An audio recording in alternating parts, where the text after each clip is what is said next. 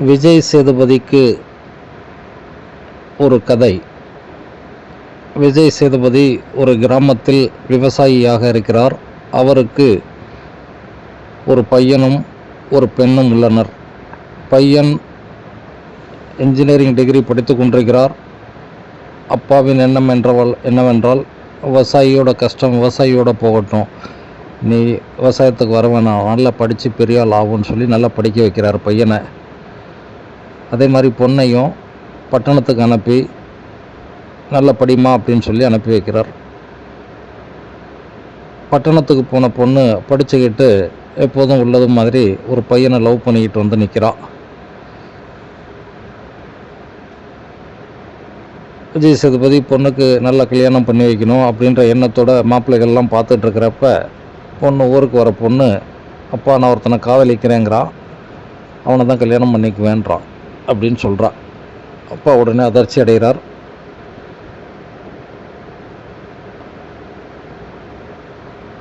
அவரோட ஆசைப்படியே ஒரு நல்ல பையனை பார்த்து கல்யாணத்தை முடிச்சிடும் அப்படின்னு பிளான் பண்ணி கல்யாணத்துக்கு உண்டான வேலைகளை பார்க்குறப்ப பொண்ணு அந்த பையனோட தலை கட்டிகிட்டு வந்து நிற்கிறான், காதலிச்ச பையனோட.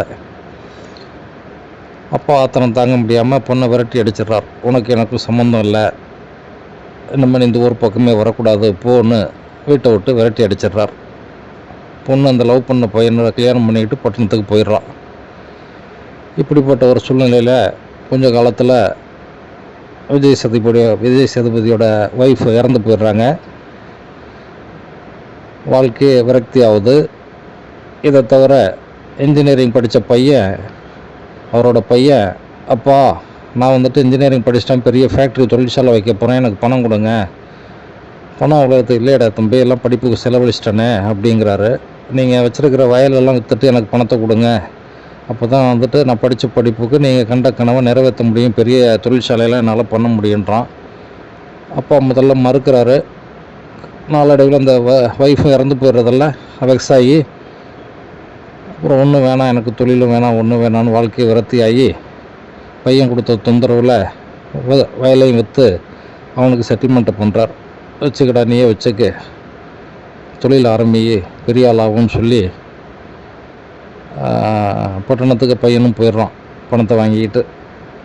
அந்த வயலை விற்ற பணத்தில் கொஞ்சம் பணத்தை சரி பொண்ணுக்கு கொடுப்போம் கடைசி காலகட்டம் அப்படின்னு சொல்லி மனசு மாதிரி பட்டணத்துக்கு பொண்ணை பார்க்க வரார் பணத்தை எடுத்துக்கிட்டு. அந்த பொண்ணு அங்கே வந்தால் அவருக்கு ரொம்ப அதிர்ச்சி ஆகுது. பொண்ணு சரியாக வாழலை, கல்யாணம் பண்ணிக்கிட்டு போனவன் பொண்ணை நடுத்தரில் நிற்க வச்சிட்டான்ற செய்தி தெரிஞ்சு ரொம்ப வருத்தப்படுறார். அந்த பொண்ணுக்கும் ஒரு பொண்ணு பிறந்து ஸ்கூல் படிக்கிற அளவில் அதுவும் மேஜர் பொண்ணாக இருக்குது. பேத்தியை பார்த்து சந்தோஷப்படுறார். என் பொண்ணுக்கும் குழந்தை பிறந்துருச்சு, வயசு காலேஜ், அந்த பொண்ணு காலேஜ் படிக்கிறா, பேத்தியும் காலேஜ் படிக்கிறா அப்படின்ற செய்தி தெரிஞ்சு ஒரு பக்கம் சந்தோஷப்பட்டாலும் பொண்ணு போடுற கஷ்டத்தை தாங்காமல் மாப்பிள்ளை எங்கே இருக்கிறாருன்னு தேட போகிறப்ப அவன் ஏதோ ஒரு வில்லன்ட்ட வண்டி ஓட்டிக்கிட்டு வேலை செஞ்சிட்ருக்கிறான். ஸோ அந்த பொண்ணை எப்படி அவன் ஹஸ்பண்டு கூட பின்னாடி சேர்த்து வைக்க போகிறாரு. அதே மாதிரி பேத்திக்குன்னு ஒரு காதல் வரப்ப அது விஜய் சேதுபதியே என் பொண்ணை தான் நான் சரியான முறையில் அவன் விருப்பப்பட்டபடி கட்டி கொடுக்கல, என் பேத்திக்குன்னு ஒரு லவ் வந்திருக்கு, அதை எப்படி நான் சேர்த்து வைக்க போகிறேன் அப்படின்னு பிளான் பண்ணி பேத்தியோட காதலுக்கு பின்னாடி உதவுறார். அதற்கு உண்டான எதிர்ப்புகளையும் முறியடித்து பேத்திக்கு வந்த காதலை நிறைவேற்றி வைக்கிறார், அவனோட கட்டி வைக்கிறார். பொண்ணையும் அவனோட கனவோட சேர்த்து வைக்கிறார். இதுதான் கிளைமேக்ஸு. விஜய் சேதுபதி பார்க்க பக்கத்து வீட்டு பையன் மாதிரி இருப்பார். இதில் நட்புக்காக படத்தில் வர சரத்குமார் ஒரு வயர்ந்த வயசான தோற்றத்தில் இருக்கிற மாதிரி விஜய் சேதுபதியும் பின்னாடி வயசான தோற்றத்தில் முதல் பகுதியில் தன் பொண்ணுக்கு எதிர்ப்பாக இருந்தவர், பின்னாடி பகுதியில் தன் பொண்ணுக்கும் தன்னோட பேத்திக்கும் ஆதரவாக இருந்து காதலை சேர்த்து வைக்கிறார் அப்படின்றது தான் கதை. ஆமாம், கமர்ஷியலாக போன விஜய் சேதுபதிக்கு செட் ஆகாத காரணத்தினால இது மாதிரி கிராமத்து பாணியிலே கொண்டு போய் மக்களுக்கு பிடித்த மாதிரி விஜய் சேதுபதியை காட்டினா படம் கொஞ்சம் ஹிட் ஆகும்னு நினைக்கிறேன். இந்த கதையை இது முதல் முறையாக ஒரு மணி நேரத்துக்கு முன்னாடி தோன்றின கதை. இது பிரேக்ஃபாஸ்ட் பண்ணிக்கிட்டு இந்த கதை உதிச்சிச்சு. இது இன்னும் கொஞ்சம் டீட்டெயிலாக பேச போனால் இன்னும் சிறப்பாக வரும்னு நம்புகிறேன். ஆமாம், ஜஸ்ட் ஒரு 1 ஹவரில் உருவான கதை இது. கமர்ஷியலாக எப்படி வேணாலும் கொண்டு போனாலும் கடைசியாக உணர்வுபூர்வமாக ஒரு விஷயத்தை சொல்கிறப்ப தான் அது எடுபடும் ஸ்க்ரீனில். கமர்ஷியல் செலவு வைக்கும், ஆனால் அன்பு, காதல், உணர்ச்சி வசப்படுதல், பாசம் இது காலத்துக்கும் அழியாது. அதனால் விஜய் சேதுபதிக்கு இந்த கதை செட் ஆகும். கண்ணீரை வரவழைக்கிற சீன்களும் இருக்கும், காமெடியும் இருக்கும். ஒரு தந்தை மகளுக்கு ஆற்றும் கடமை, காலம் கடந்த பிறகு அவர் கண்மொழிக்கிறாரு.